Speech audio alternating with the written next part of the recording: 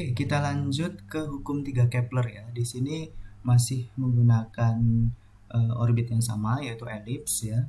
Saya akan mencoba untuk menghitung periodenya, periode planet ya. Planet ini mengitari matahari atau sebagai pusat tata surya itu ya. Sebagai pusat tata surya. Nah, periode di sini saya lambangkan dengan T atau tau ya.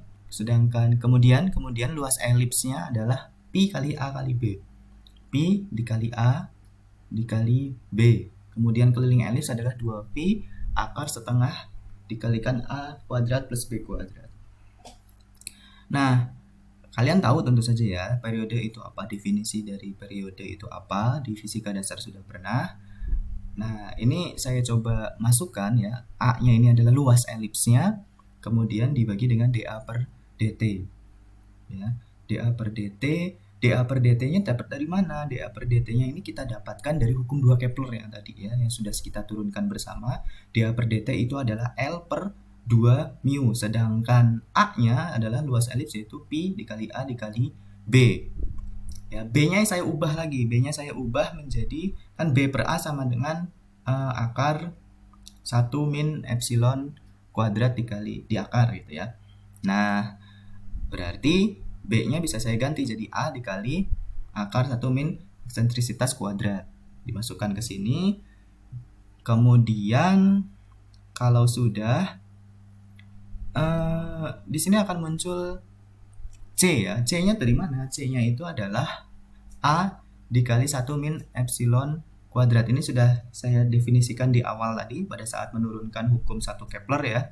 Sudah kita definisikan C itu adalah A dikali 1 min epsilon kuadrat, sehingga A-nya ini bisa saya ganti dengan C. C-nya di sini bisa muncul.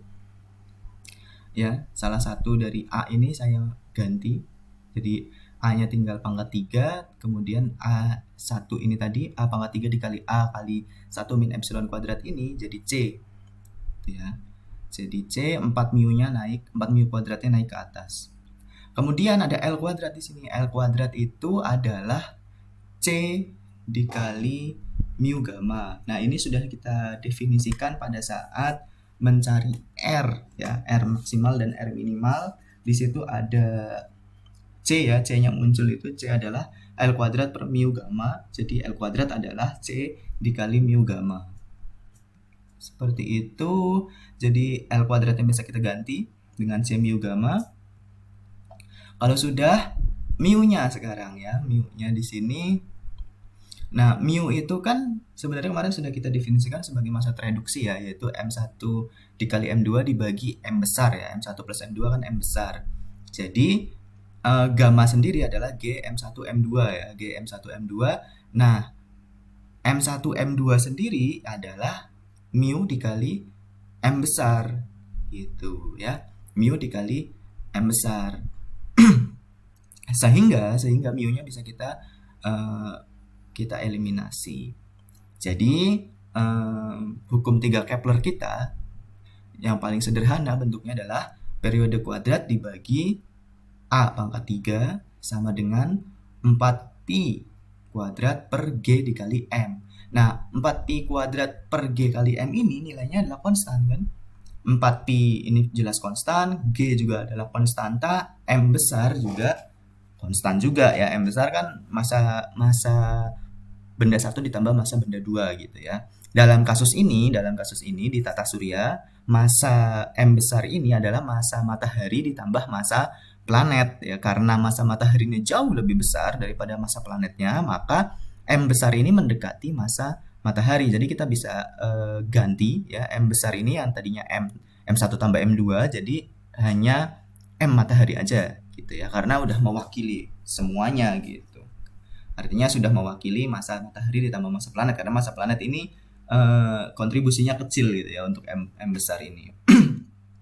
Seperti itu. Jadi hukum 3 Kepler adalah periode kuadrat per A pangkat 3 sama dengan konstan gitu atau konstanta. Oke, kita lanjut sekarang. Kita akan membahas kaitan antara energi dengan eksentrisitas ya. sebenarnya kemarin sudah kita bahas ya, kita bahas grafik ini ya, minggu lalu sudah kita bahas grafik ini. Ada orbit yang namanya unbounded atau dia tidak terikat, dan yang bounded. Yang unbounded dia hanya punya satu turning point, yaitu pada saat R minimal ya, di sini R minimal. Jadi dari R yang sangat besar, kemudian mendekati matahari sampai R minimal, kemudian V-nya akan menjadi 0. Setelah V-nya 0, dia akan sampai ke turning point, yaitu R minimal itu dia akan berbalik menjauhi matahari dan tidak akan mendekati matahari lagi karena dia unbounded. Sedangkan yang bounded itu ada dua titik turning point ya. Ada dua turning point, yang satu R minimal yaitu kita sebut tadi sebagai perigee, dan yang R maksimal kita sebut sebagai apogee gitu ya. E-nya juga sudah kita bahas kemarin ya, yang E-nya positif itu yang unbounded, yang E-nya negatif adalah yang bounded gitu ya. Kita sekarang bandingkan kaitan antara energi E ini dengan epsilon atau eksentrisitas gitu ya. Kita mulai dari U efektifnya. U efektif sudah kita bahas kemarin ya, min gamma per R atau min GMM per R ditambah L kuadrat per 2 mu R kuadrat. Kan? Nah, sedangkan kemudian kita bahas U efektif pada saat R-nya minimal ya. R minimal itu adalah C per 1 plus eksentrisitasnya, atau C-nya kita ganti dengan L juga bisa ya, L per gamma mu dibagi 1 plus epsilon, sehingga energi itu adalah U efektif di saat R minimal ya. U efektif saat di R minimal itu adalah, kalian masukkan saja R-nya diganti dengan R minimal. Ya, R-nya diganti dengan R minimal. Jadi ini kalian masukkan ke R minimalnya ini. Kemudian menghasilkan E, yaitu mu gamma kuadrat dibagi 2L kuadrat dikali epsilon kuadrat dikurangi 1. Poin pentingnya di mana ya? Poin pentingnya adalah di sini. Mengingat tadi ya, bentuk-bentuk orbitnya berdasarkan epsilon, ini bisa kita kaitkan dengan energi juga. Jadi ketika energinya negatif ya, ada dua kemungkinan orbit di situ ya, dua kemungkinan orbit dan dua kemungkinan nilai epsilonnya gitu ya, antara orbit lingkaran atau orbit elips. Sedangkan ketika E-nya sama dengan 0, maka orbitnya adalah berbentuk parabola. Dan ketika energinya positif, artinya dia yang unbounded ya. Ya benar, yang unbounded.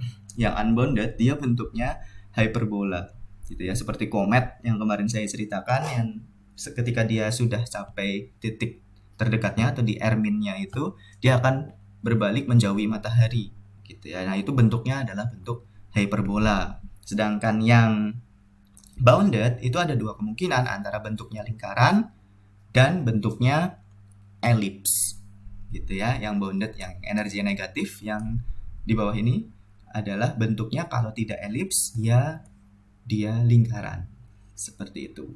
Sekian untuk pertemuan kali ini. Kita akan lanjutkan di bahasan selanjutnya tentang perubahan orbit. Terima kasih atas perhatiannya. Saya akhiri. Wassalamualaikum warahmatullahi wabarakatuh.